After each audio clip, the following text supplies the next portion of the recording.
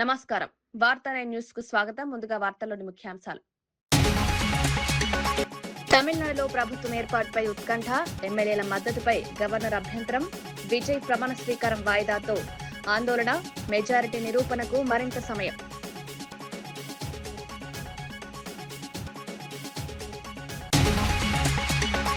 మోదీ సభ కోసం wall writing లో రామచంద్రరావు. తెలంగాణకు 8,000 కోట్ల పనుల అంకితం. పరేడ్ గ్రౌండ్ సభను విజయవంతం. మోదీ సభతో తెలంగాణ రాజకీయాల్లో వేడి.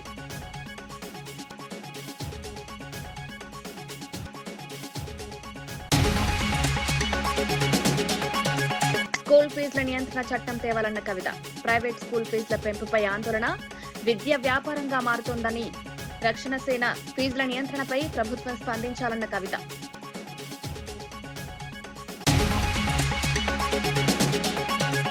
పేర్ని నాని వ్యాఖ్యలతో మచిలీపట్నంలో రాజకీయ దుమారం.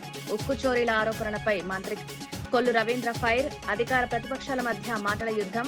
ప్రజల్లో గందరగోళం సృష్టించొద్దన్న నేతలు.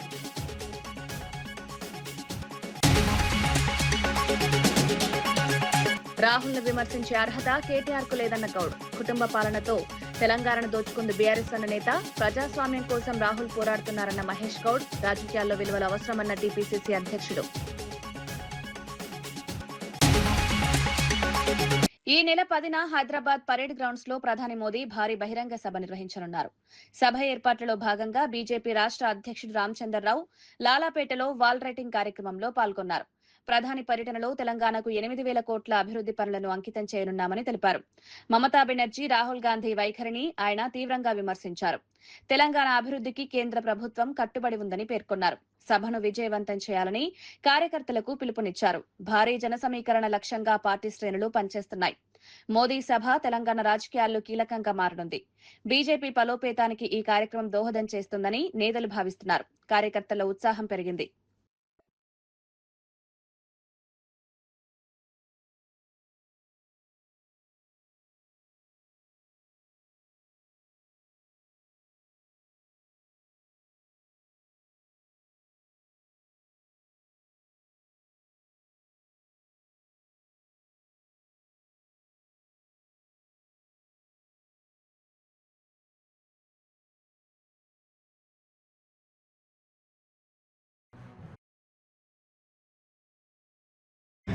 లాలాపేట్లో వాల్ రైటింగ్ క్యాంపెయిన్ మోదీ గారి సభకు నేను ప్రారంభోత్సవం చేశాను.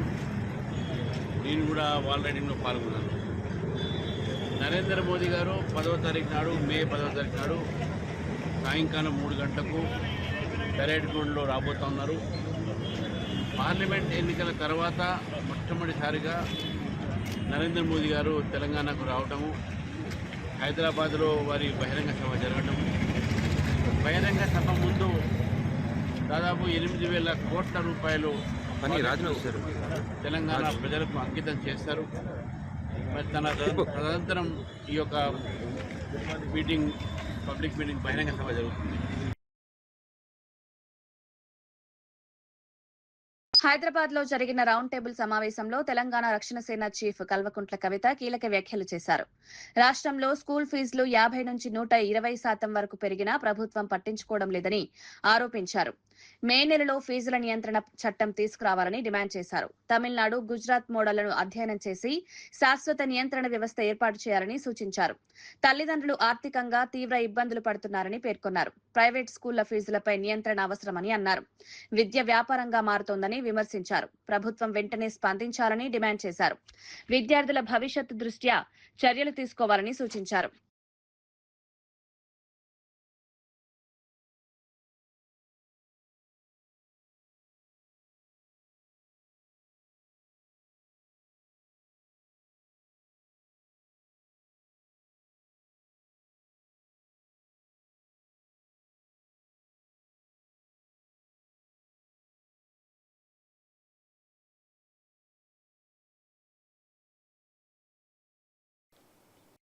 నేను మీ అందరి ముందు డిమాండ్ చేస్తూ ఉన్నాం, మీ అందరి సమక్షంలో కాంగ్రెస్ గవర్నమెంట్ని డిమాండ్ చేస్తూ ఉన్నాం.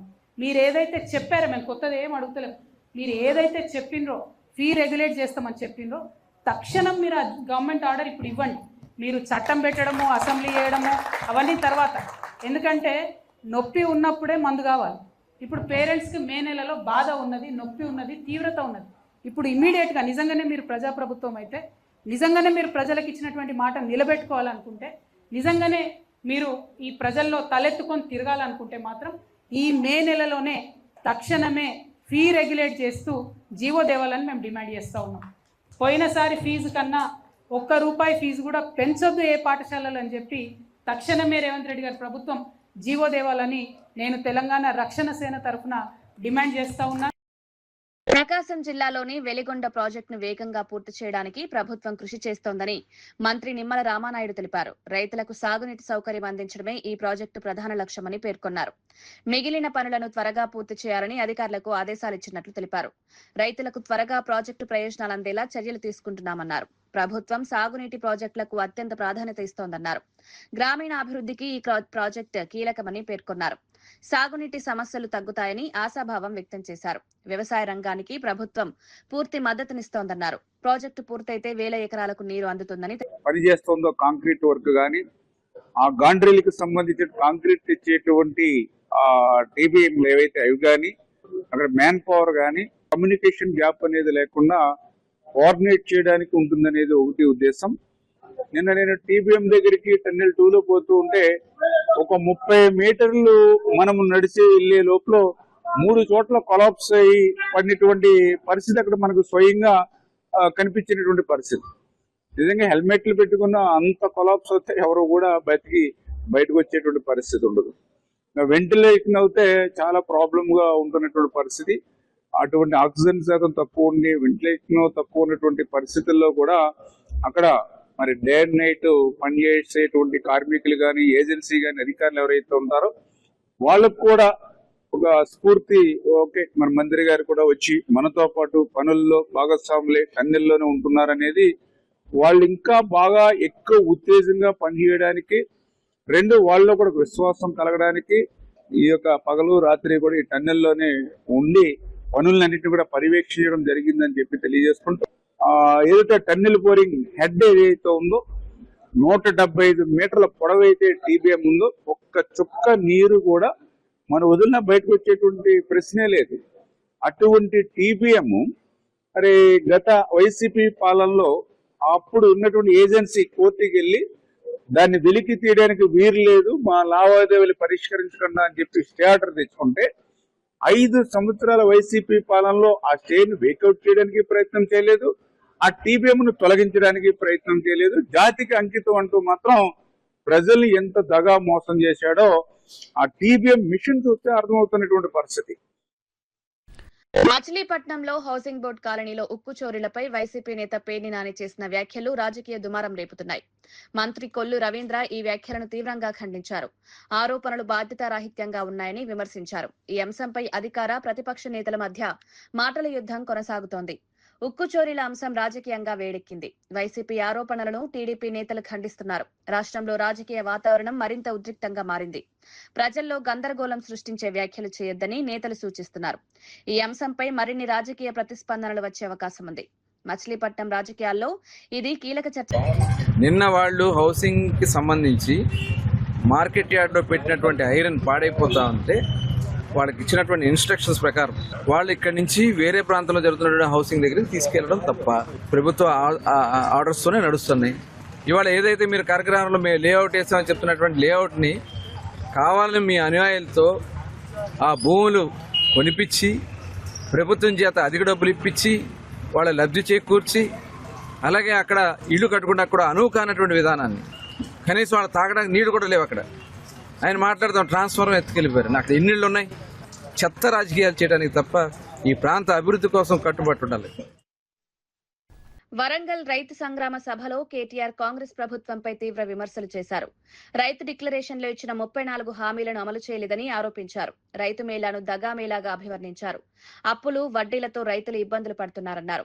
రైతు రుణమాఫీ పూర్తయిందని నిరూపిస్తే తాను రాజీనామా చేస్తానని సవాల్ విసిరారు. రాహుల్ గాంధీ, రేవంత్ రెడ్డి ఫోటోలు పోలీస్ స్టేషన్లలో పెట్టాలని వ్యాఖ్యానించారు. రైతులను కాంగ్రెస్ మోసం చేసిందని మండిపడ్డారు. బీఆర్ఎస్ మాత్రమే రైతుల కోసం పోరాడుతోందని పేర్కొన్నారు. సభలో కార్యకర్తలు భారీగా పాల్గొన్నారు. ఈ వ్యాఖ్యలు రాష్ట్ర రాజకీయాల్లో దుమారం రేపుతున్నాయి. కాంగ్రెస్ బీఆర్ఎస్ మధ్య మాటల యుద్ధం మరింత ముదిరింది. రాహుల్ గాంధీ నిన్ను అడుగుతా ఉన్నా, ఎక్కడ సచ్చింది నువ్వు చేసిన డిక్లరేషన్, ఎక్కడ సచ్చింది అని అడుగుతున్నా. నువ్వెక్కడ చచ్చినావు రాహుల్ గాంధీ? నువ్వు నిలబెట్టిన ముఖ్యమంత్రి, నువ్వు ఇక్కడ మాకు అప్పజెప్పిపోయిన ముఖ్యమంత్రి ఏ గాడిది పనులు దోముతున్నాడో అని అడుగుతున్నా నేను. ఎక్కడున్నాడు? రైతులు కల్లాల కాడ అవస్థల్లో ఉంటే ఇలా మక్కలు నిన్న తిరిగిన నేను జనగామల యశ్వంతాపూర్ పోయినా, పర్కాల్లో ఊకలు పోయినా, నర్సంపేట మార్కెట్ యార్డుకు పోయినా రైతులు కళ్ళకెళ్ళి రక్తం గారే పరిస్థితున్నది. అందుకే అంటున్నా నేను బాధతోని, ఎక్కడ చచ్చిండు రాహుల్ గాంధీ?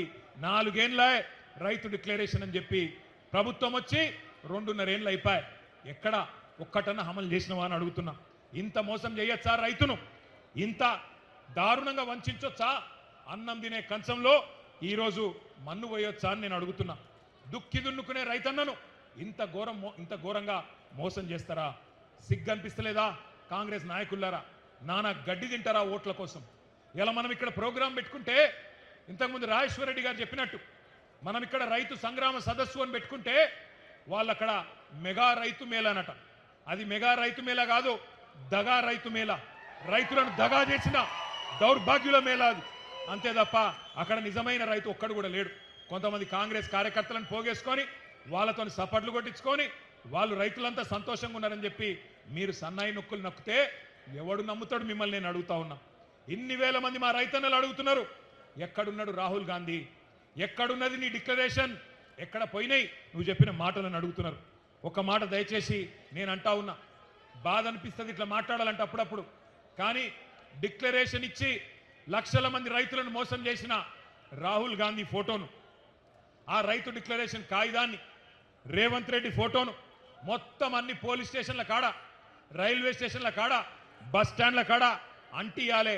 అంటించి కింద రాయాలి, దొంగలున్నారు జాగ్రత్త, ఓట్లను ఎత్తపోయే దొంగన కొడుకులున్నారు జాగ్రత్త అని రాయాలి. గంత దొంగలు వీళ్ళు. ఆలోచన చేయండి.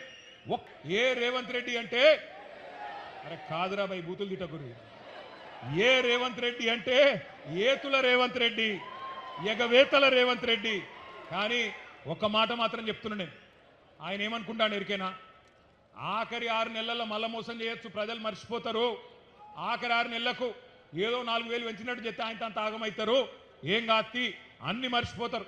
ఇలా యూరియా కోసం పడ్డ కష్టం మర్చిపోతారు. ఇలా మొక్కజొన్న కేంద్రాల కడ పడిగాపులు కాసింది మర్చిపోతారు. అన్ని మర్చిపోయి మళ్ళీ నాకే గుద్దుతారు, మోసం చేయొచ్చు అనుకుంటాడు రేవంత్ రెడ్డి. అందుకే పార్లమెంట్ ఎలక్షన్ రాగానే ఏం మొదలు పెట్టిండు? వరంగల్కి వచ్చిండు, భద్రకాళి తల్లి మీద ఒట్టు పెట్టిండు. భద్రకాళి తల్లి మీద ఒట్టు, రుణమాఫీ చేస్తా అన్నాడు. యాదగిరిగుట్ట వేయండు, లక్ష్మీ నరసింహస్వామి మీద ఒట్టు, నేను రుణమాఫీ చేస్తా అన్నాడు. ఇలా దేవుళ్ళు కూడా తలపట్టుకొని కూర్చున్నారు, వీడెక్కడ దొరికిండ్రా దౌర్భాగ్యుడని, మా మీద ఒట్టెందుకు పెడతాడు వీడని చెప్పి గసొంటి పరిస్థితి వచ్చింది. అందుకే నేను అంటున్నా, ఆ భద్రకాళి తల్లి కూడా ఊకోదు. నేను ఇప్పుడే పోయి మొక్కు వచ్చిన బరాబర్ అంతు చూస్తుంది భద్రకాళి తల్లి కూడా. రేవంత్ రెడ్డి గుర్తు పెట్టుకో, చీల్చి చెండాడుతుంది. ఇవాళ ఒక్క మాట, రుణమాఫీ ఎట్లుందంటే పంచపాండవులు మంచం కొల్ల కథలు ఎక్కున్నది. ఒక్క ఊర్లే ఈ రాష్ట్రంలో 12,769 గ్రామాలుంటే ఒక్క ఊర్లో కూడా రుణమాఫీ జరగలే. నేను అడిగిన అసెంబ్లీలో రేవంత్ రెడ్డిని, మళ్ళీ అలా వరంగల్ గడ్డ మీదకి వెళ్ళి అడుగుతున్నా, రేవంత్ రెడ్డి నీకు దమ్ముంటే నువ్వు చెప్పే మాటల్లో వీసమెత్తు నిజముంటే ఏ ఊరికి పోదామో నువ్వు రా. గంగదేవి పల్లికి పోదామా, కొండారెడ్డి పల్లికి పోదామా, కొడంగల్కి పోదామా, ఏ ఊరికి పోదామో చెప్పు. ఒక్క ఊరిలోనైనా 100% మంది రైతులు రాసిచ్చిండ్రనుకో రుణమాఫీ జరిగిందని, శాశ్వతంగా రాజకీయాలు వదిలిపెట్టి పక్కన పోయి కూర్చుంటా అని చెప్పి నేను విజ్ఞప్తి చేస్తా ఉన్నా. దమ్ముంటే రా, సవాల్ స్వీకరించు. రేవంత్ రెడ్డి వస్తాడా, తుమ్మల నాగేశ్వరరావు గారు వస్తారా, ఎవరు వస్తారో రండి. రుణమాఫీ జరగని మాట వాస్తవమా కాదా? చారాన మాత్రమే జరిగింది, వాస్తవమా కాదా? మరి రాహుల్ గాంధీ చెప్పిన డిక్లరేషన్ ఎక్కడ పోయింది అని నేను అడుగుతున్నా. భారత్, వియత్నాం తమ ద్వైపాక్షిక సంబంధాలను సమగ్ర వ్యూహాత్మక భాగస్వామ్యంగా విస్తరించేందుకు అంగీకరించాయి. వియత్నాం అధ్యక్షుడు టోలాం భారత పర్యటన సందర్భంగా ప్రధాని మోదీతో కీలక చర్చలు జరిపారు. రక్షణ, వాణిజ్యం, ఇండో పసిఫిక్ ప్రాంత భద్రతా అంశాలపై 2 దేశాలు చర్చించాయి. ఆర్థిక సహకారాన్ని మరింత విస్తరించాలని నిర్ణయించాయి. యూపీఐ వంటి డిజిటల్ చెల్లింపుల వ్యవస్థలను వియత్నాంలో ప్రవేశపెట్టే అంశంపై కూడా చర్చ జరిగినట్లు తెలుస్తోంది. యాక్ట్ ఈస్ట్ పాలసీలో వియత్నాం కీలక భాగస్వామి అని భారత్ పేర్కొంది. రెండు దేశాల మధ్య వ్యూహాత్మక బంధం మరింత బలపడనుంది. ప్రాంతీయ స్థిరత్వానికి ఈ భాగస్వామ్యం ఉపయోగపడుతుందని విశ్లేషకులు భావిస్తున్నారు. రక్షణ రంగంలో సహకారం పెరిగే అవకాశం ఉంది. వాణిజ్య సంబంధాలు మరింత బలోపేతం కానున్నాయి.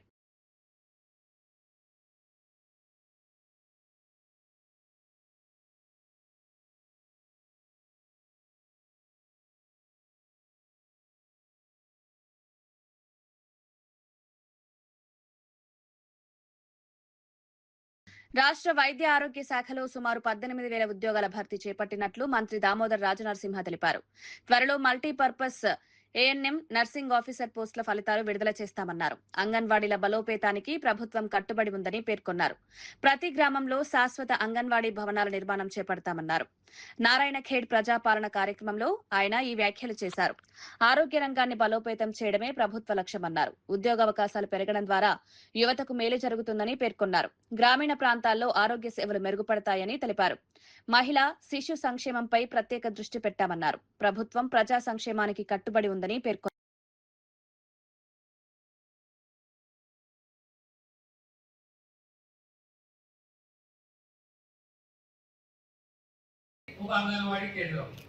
అంగన్వాడీ కేంద్రం అనేది ఆ గ్రామంలో ఉన్న కుటుంబాలు, వారి యొక్క ఆ తల్లి, ఆ బాలింత, ఆ గర్భవతి, ఆ పిల్లలు, వారికి పోషకాహారాలు, ఆరోగ్య స్థితిగతులు, రెగ్యులర్ చెకప్, దాంతో సహా ప్రీ ప్రైమరీ అంటే ప్రభుత్వం గురుతరమైన బాధ్యత మీ మీద పెట్టి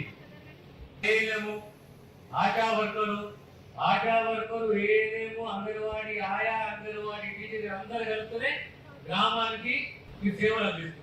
ఇక పోతే మన గ్రామానికి ఏం కావాలి? అంగన్వాడీ బిల్డింగ్లు కావాలి. మనకి మన సెంటర్లు ఉన్నాయి, 1504 సెంటర్లు ఉన్నాయి. ఈ 1504 సెంటర్లకు సంబంధించి కొన్ని అద్దెకు ఉన్నాయి, కొన్ని ప్రభుత్వ స్థలంలో ఉన్నాయి. కానీ రాబోయే సంవత్సరంన్నరలో ప్రతి గ్రామంలో పర్మనెంట్ గా అంగన్వాడీ బిల్డింగ్స్ కావాలి. ఖచ్చితంగా ఈ ప్రభుత్వం ఆ దిశగా కృషి చేస్తుంది. తెలంగాణ ఐటీ పరిశ్రమల శాఖ మంత్రి దుద్దిళ్ల శ్రీధర్ బాబు యువతకు ఉద్యోగావకాశాలు కల్పించడంపై ప్రభుత్వం దృష్టి పెట్టిందన్నారు. పెద్దపల్లి జిల్లా మంథనిలో టాస్క్ కేంద్రాన్ని ప్రారంభించారు. గ్రామీణ యువతలో నైపుణ్యాభివృద్ధి, ఉద్యోగ సామర్థ్యాన్ని పెంచడమే లక్ష్యమని తెలిపారు. హైదరాబాద్ కే పరిమితం కాకుండా టాస్క్ కార్యక్రమాలను గ్రామీణ ప్రాంతాలకు విస్తరిస్తున్నామన్నారు. అనంతరం మహిళల కోసం ఏర్పాటు చేస్తున్న గార్మెంట్ యూనిట్ కు శంకుస్థాపన చేశారు. యువతకు సాంకేతిక పరిజ్ఞానం అందించాలని ప్రభుత్వం కృషి చేస్తోందన్నారు. సమాన ఉద్యోగ అవకాశాలు కల్పించడమే ప్రభుత్వ ధ్యేయమని తెలిపారు. మహిళల సాధికారతకు ప్రాధాన్యతిస్తున్నామని పేర్కొన్నారు. గ్రామీణ ప్రాంతాల్లో ఉపాధి అవకాశాలు పెరుగుతాయని ఆశాభావం వ్యక్తం చేశారు. చేయకుండా ద్వితీయ శ్రేణి నగరాల్లో, అదేవిధంగా గ్రామీణ స్థాయిలో కూడా ఏ విధంగానైతే టాస్క్ హైదరాబాద్ కేంద్రంగా పనిచేస్తూ ఉంటుందో దాన్ని వికేంద్రీకరించి వీటన్నిటి పరంగా తీసుకురావాలనే ఆలోచన చేసి అది అవకాశాలు పెంచే కార్యక్రమ భాగంలో ముందుకు నడుస్తూ ఉన్నాం. దీన్ని ఉపయోగించుకునే ప్రయత్నం చేయండి. ప్లగ్ అండ్ ప్లే అనే ఒక వ్యవస్థను ఇక్కడ మేము తీసుకురాబోతా ఉన్నాం. ఆ క్రమంలోనే దాని బిల్డింగ్ కి శంకుస్థాపన చేస్తా ఉన్నాం. దాని తదుపరి చిన్న పెద్ద పరిశ్రమలతో మాట్లాడి పుట్టు శిక్షణ పొందిన మా అక్కకి, మా చెల్లికి నెలకి వారికి ఆదాయం సమకూర్చే కార్యక్రమం చేయబోతా ఉన్నాం. ఈ మొదటి సెంటర్ ఈ రోజు శంకుస్థాపన చేస్తా ఉన్న తరుణంలో దాదాపు 400 మంది మహిళా సోదరిమణులకు మొత్తం ఆ ఫ్యాక్టరీ తయారైన తర్వాత వారి ఉపాధి కలిగించే ఒక కార్యాచరణ తీసుకుంటాం. టీపీసీసీ అధ్యక్షుడు మహేష్ కుమార్ గౌడ్ కేటీఆర్ పై తీవ్ర విమర్శలు చేశారు. రాహుల్ గాంధీని విమర్శించే నైతిక అర్హత కేటీఆర్ కు లేదన్నారు. దేశం కోసం ప్రాణాలర్పించిన కుటుంబం గాంధీ కుటుంబమని గుర్తు చేశారు. 10 ఏళ్లు తెలంగాణను పాలించి కుటుంబ పాలన, అవినీతి, భూదందాలతో రాష్ట్రాన్ని దోచుకున్న చరిత్ర బీఆర్ఎస్ దని ఆరోపించారు. డబ్బే పరమావధిగా పాలించిన పార్టీ బీఆర్ఎస్ అని విమర్శించారు. కాంగ్రెస్ పార్టీ ప్రజల కోసం పనిచేస్తోందని తెలిపారు. రాహుల్ గాంధీ దేశవ్యాప్తంగా ప్రజాస్వామ్యం కోసం పోరాడుతున్నారని పేర్కొన్నారు. బీఆర్ఎస్ నాయకులు ప్రజల తీర్పును అర్థం చేసుకోవాలని సూచించారు. పాములో పుట్టలో తూరినట్టు సిరిసిల్లో దూరి ఆనాటి వరకు ఉద్యమంలో కేకే మహేందర్ రెడ్డి పొట్టగొట్టి డబ్బుల మదంతో ఎమ్మెల్యే నువ్వు ఇవాళ రాహుల్ గాంధీ గారి గురించి, రేవంత్ రెడ్డి గారి గురించి మాట్లాడతావు. జ్ఞానం ఉండాలి మాట్లాడే ముందు. మన స్థాయి ఏంది, మన చరిత్ర ఏంది, మన గతం ఏంది ఒక్కసారి స్మరణం చేసుకొని మాట్లాడాలి. మోతీలాల్ నెహ్రూ గారు 1000 కోట్ల ఆస్తులు దేశం కోసం ఆనాడు స్వాతంత్రంలో ఉద్యమంలో పెట్టినాడు. జవహర్లాల్ నెహ్రూ ఏకంగా 9 ఏళ్లకు పైగా జైల్లో జీవితం గడిపి స్వాతంత్రం కోసం పోరాటం చేసినట్టు మహానాయకుడు, సర్పంచ్ పదవి కోసం పాకలాడి ఈ రోజుల్లో ప్రధానమంత్రి పదవిని త్యాగం చేసినట్టు ఘనమైన చరిత్ర గాంధీ కుటుంబాన్ని. 2004లో సోనియా గాంధీ గారు, 2009లో రాహుల్ గాంధీ గారు ప్రధానమంత్రి పదవిని తృణప్రాయంగా త్యాగం చేసినట్టు కుటుంబం వారిది. కోన్ కిస్కా బచ్చాగాడివి నువ్వు రాహుల్ గాంధీ గారి గురించి మాట్లాడుతా ఉన్నావు. దేశ ప్రజలకి, రాష్ట్ర ప్రజలకి 420 బ్యాచ్ ఎవరో, 420 కుటుంబం ఎవరో అందరికీ తెలుసు. ఆయన వల్ల మాట్లాడిన భాష చూస్తా ఉంటే ఇలా తెలంగాణలో నేను కూడా ఛానళ్లు కూడా దాన్ని ప్రసారం చేయడానికి వెనుక ముందవుతున్నటువంటి పరిస్థితి. తల్లి లాంటి తెలంగాణ యాస మట్టలు గంటె పుస్తలమ్మి ఎన్నాళ్ళు దేశంలో ఎక్కడ లేని విధంగా భాష యాస నిగ్గస్సుగా కలుషితం చేసి 10 ఏళ్లు మద్యాన్ని ఏరులై పారించి యువతని ఎటు రాకుండా పనికి రాకుండా చేసినటువంటి ఘనమైన నీచులు మీరు. డబ్బే పరమావధంగా, డబ్బే లక్ష్యంగా 10 ఏళ్లు పాలన చేసింది మీ కుటుంబం. ఉద్యమంలో పాల్గొన్నది ఎవరు? ఉద్యమంలో ప్రాణాలు అర్పించింది ఎవరు? ఆ కుటుంబంలో ఒక్కరికైనా ఉద్యోగం ఇచ్చినా? అధికారం రాగానే నీ అబ్బా జాగిరన్నట్టుగా మీ నాయనకు పదవి, నీకు పదవి, బావకు పదవి, చెల్లెకు పదవి, తల్లికి పదవి, అడ్డగోలకు పదవులు ఉంచుకున్న మీరు, ఈ రాష్ట్రాన్ని యథేచ్ఛగా దోపిడీ చేసిన మీరు ప్రజల్ని మర్చిపోలేక, మీరు చేసిన దోపిడీ మర్చిపోలే, మీరు అమ్మిన మద్యాన్ని మర్చిపోలే, మీరు కాజేసిన భూముల్ని మర్చిపోలే, మీరు నిరుద్యోగుల యొక్క ప్రాణాలు పొట్టం పెట్టుకున్న సంగతి మర్చిపోలే, ఆఖరికి ఇంటర్మీడియట్ పేపర్ కూడా లీకేజ్ చేసి సొమ్ము చేసుకున్న వైనాన్ని కూడా మర్చిపోలే. ఎంత సాహసం నీకు రాహుల్ గాంధీ గురించి మాట్లాడతారు? మీ నాయన కాదా దళితుడిని ముఖ్యమంత్రి చేయకుండా తల నరుక్కుంటాను? 10 ఏళ్ళు తల లేకుండా ఉన్నాడు మీ నాయన. ఎవరిదే తల? దళితుని తల, ఒక వెలమదేవ తల నరుక్కుంటాను సిగ్గు లేకుండా 10 ఏళ్ళు పాలించినప్పుడు దానికి. కేటీఆర్ మాట్లాడుతున్న తీరు చూస్తుంటే ఒక ముఖ్యమంత్రిపై ఎలా మాట్లాడాలో కూడా తెలియని పరిస్థితి కనిపిస్తోందని ప్రభుత్వ విప్ వేముల వీరేశం విమర్శించారు. తెలంగాణ సమాజం మొత్తం కేటీఆర్ భాషను గమనిస్తోందన్నారు. ప్రజలు ఇప్పటికే ప్రతి ఎన్నికల్లో బీఆర్ఎస్ కు గుణపాఠం చెప్తున్నా అహంకారం తగ్గలేదని వ్యాఖ్యానించారు. వరి వేస్తే ఉరి అన్నది కేటీఆర్ అని గుర్తు చేశారు. సీఎం రేవంత్ రెడ్డి నాయకత్వంలో కాంగ్రెస్ ప్రభుత్వం భారీ స్థాయిలో రైతు రుణమాఫీ చేసి రైతులకు అండగా నిలిచిందని తెలిపారు. రైతు సంక్షేమమే ప్రభుత్వ లక్ష్యమని పేర్కొన్నారు. బీఆర్ఎస్ పాలనలో రైతులు నష్టపోయారని ఆరోపించారు. వ్యక్తిగత విమర్శలు మానుకోవాలని కేటీఆర్ కు సూచించారు. దండమని పెడతావు. వరంగల్లో రక్తం బారిచ్చింది నువ్వు కాదా? శృతి ఎన్కౌంటర్ చేసింది నువ్వు కాదా? ఉద్యమకారుల్ని అవమానించింది నువ్వు కాదా? అవమానాలు, మోసాలు మీ చిరునామా కదా. ఈరోజు మీరు మాట్లాడితే ఎట్లా కేటీఆర్ గారు? ఈరోజు రైతులకు సంబంధించినటువంటి అంశం మాట్లాడుతున్నాం. వరి వేస్తే ఉరి అన్న వెదవరు ఇవాళ ఏకకాలంలో 20,000 కోట్ల రుణమాఫీ చేస్తుంటే, రుణమాఫీ చేసినటువంటి ప్రభుత్వం రేవంత్ రెడ్డి ప్రభుత్వం అని చెప్పేసి ప్రజలంతా కొనియాడుతుంటే నీ కళ్ళు కనిపిస్తలేవా? చెవులు వినిపిస్తలేవా? నువ్వు మాట్లాడిన భాషను మేము కూడా మాట్లాడవచ్చు. ఈ రాష్ట్రాన్ని కొకెన్ గా మార్చినటువంటి వెధవోడు, డ్రగ్స్ రాష్ట్రంగా తయారు చేసినటువంటి వెధవోడు అని మేము కూడా అనవచ్చు. కానీ మాకు సంస్కారం అడ్డం వస్తుంది. ఈ రాష్ట్రాన్ని విధ్వంసం చేసినటువంటి వెధవోడని మేము కూడా మాట్లాడగలుగుతాం. అమరవీరులను మోసం చేసిన వెధవోడని మేము కూడా మాట్లాడగలుగుతాం. ఉద్యమకారుల ఉసురు తాకి ఓడిపోయిన వెధవోడని మేము కూడా చెప్తాం. కానీ నువ్వు మాట్లాడుతున్న భాష ఏంది?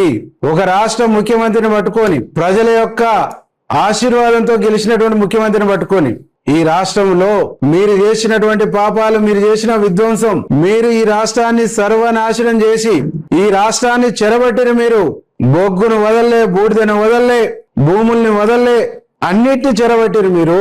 చివరికి అందంగా ఏది కనిపిస్తుంది దాన్ని కూడా వదల్లే మీరు. నువ్వు మాట్లాడితే ఎట్లా? నీ నోరుని పినాయిల్తో గడగాలంటారు ప్రజలు. నీకు అహంకారం తగ్గలేదు, మీ బలుపు తగ్గలేదని చెప్పేసి ప్రజలు భావిస్తా ఉన్నారు. మీ బలుపు, మీ అహంకారం తగ్గించుకోండి. ప్రజలు ఏ ఎన్నికొచ్చినా బండకేసి ఉతుకుతుండ్రు. ఎమ్మెల్యే ఎన్నికల్లో ఉతికిరి. ఇప్పటికీ నీకు సిగ్గుంటే ప్రజలు ఎందుకు ఓడొచ్చిన అనేటువంటి రివ్యూ చేసుకోలేదు, గుణపాఠం తీసుకోలేదు. ఆ సోయి కూడా నీకు లేదు.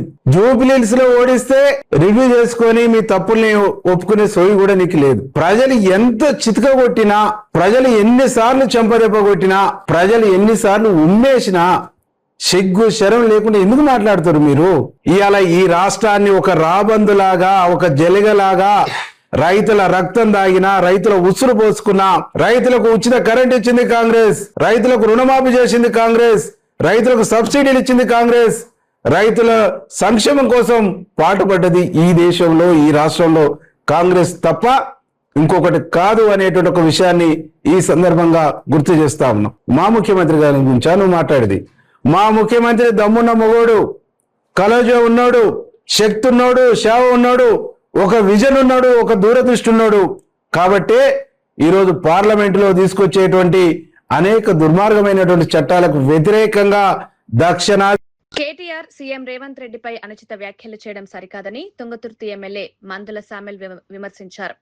గత బీఆర్ఎస్ పాలనలో అవినీతి, భూదందాలు, ఇసుక దోపిడీలు పెరిగిపోయాయని ఆరోపించారు.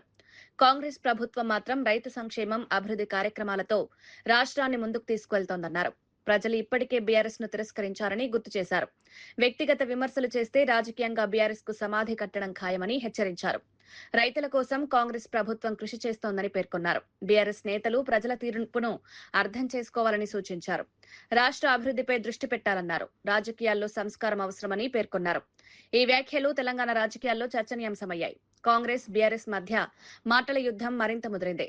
తర్వాత తెలంగాణ ప్రజానికం సరే తెలంగాణ కోసం ఏదో ప్రయత్నం చేసిండు ఉండని అనుకోని నీకు 2014 నీకు అధికారం కట్టబెట్టారు. అధికారం కట్టబెడితే మీరు ఏమైనా ఆనాడు తెలంగాణలో రజాకారులు ఏ విధంగా అయితే ఈ ఊర్ల మీద పడి దోసుక తిన్నారో ఆ విధంగా నువ్వు నీ ఎమ్మెల్యే నీ బలగమంతా తెలంగాణ ప్రజానికం మీద పడి దోసుక తిన్నారు, దౌర్జన్యాలు చేసిండ్రు, అక్రమాలు చేసిండ్రు, అన్యాయం చేసిండ్రు. ఇసుక దోపిడి కాదు, భూ దోపిడి కాదు. ఇలా కేటీఆర్ సవాల్ చేస్తున్నా నేను. మా పిక్కెట్ల ఇసుక నీకు ఎంత బాగా వచ్చింది, నీ శిలకి ఎంత బాగా వచ్చింది, నీ బావుకి ఎంత బాగా వచ్చింది, నీ జయశ్రేణికి ఎంత బాగా వచ్చింది చెప్పాలి. ఇలా రైతులను కాపాడి మేమంటున్నారు. ఇలా రైతులను కాపాడి ప్రాజెక్టులు కట్టింది కాంగ్రెస్ ప్రభుత్వం. నాగార్జున సాగర్ కట్టినాడు నీ అయ్యాడు, నీ తాతాడు నువ్వు వాడున్నావు. శ్రీశైలం కట్టినాడు ఎక్కడ వేరు మీరు, దూరాలు కట్టినాడు ఎక్కడ వేరు మీరు, మూసి ప్రాజెక్టు కట్టినాడు ఎక్కడ వేరు మీరు. రైతు పేరు మీద మీరు రంకెలేస్తా ఉన్నారు. మీరు రైతు పేరు మీద పెట్టుకో కానీ రేవంత్ రెడ్డి రాష్ట్ర ముఖ్యమంత్రిని మీ మీద అడుగు పెట్టి పాతాలకు దొక్కి రాజ్యాధికారం తీసుకొచ్చిన కాంగ్రెస్ పార్టీని, కాంగ్రెస్ కార్యకర్తల భయవాది మీరు చేసిన అరాచకానికి శరవగీతం పాడిన తెలంగాణ ప్రజానికం. నీ అంటే ఉన్న వాళ్ళు కూడా మిమ్మల్ని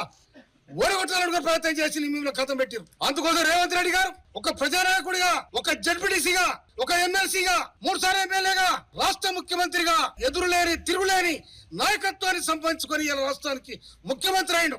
ఎప్పటికైనా ఈ రాజ్యం మాదేవుడు కాంగ్రెస్ రానేదనుకున్నారు మీరు ఎప్పుడైతే టీఆర్ఎస్ ఉద్యమకారుడు అనగదొక్కి యాగం చేసి ఆ పార్టీ పేరునే తెలంగాణ పేరునే తీసేసారు. అప్పుడే మీ బొంద మీరు తోక్కున్నారు, మీ బొందలు మీరు పడ్డారు. అందుకోసమనే రేపు 2028 గారి 29 ఎన్నికలు జరిగితే మీ బొంద మీద చెట్లు, మీ రాజకీయ బొందల మీద చెట్లు మొత్తాన్ని కూడా సందర్భంగా మనం చేస్తా ఉన్నాను నేను. అందుకోసం మళ్ళీ ఒకసారి తమిళనాడులో కొత్త ప్రభుత్వం ఏర్పాటుపై ప్రతిష్టంభన నెలకొంది. టీవీకే అధినేత విజయ్ సమర్పించిన ఎమ్మెల్యేల మద్దతు లేఖపై గవర్నర్ అభ్యంతరం వ్యక్తం చేశారు. ప్రభుత్వ ఏర్పాటు కోసం అవసరమైన 118 మంది ఎమ్మెల్యేల బలం విజయ్ వద్ద స్పష్టంగా కనిపించడం లేదని సమాచారం. ప్రస్తుతం 112 మంది మద్దతు మాత్రమే నిర్ధారణ అయినట్లు తెలుస్తోంది. మిగిలిన ఎమ్మెల్యేల సంతకాలు, మద్దతుపై స్పష్టత లేకపోవడంతో గవర్నర్ నిర్ణయాన్ని రిజర్వ్ చేశారు. దీంతో జరగాల్సిన ప్రమాణ స్వీకార కార్యక్రమం వాయిదా పడింది. మెజారిటీ నిరూపించుకునేందుకు మరింత సమయం కావాలని విజయ్ కోరినట్లు తెలుస్తోంది. ఈ పరిణామంతో చెన్నైలో రాజకీయ ఉత్కంఠ పెరిగింది. టీవీకే శ్రేణుల్లో ఆందోళన నెలకొంది. రాష్ట్ర రాజకీయాల్లో కీలక పరిణామాలు చోటు చేసుకుంటున్నాయి.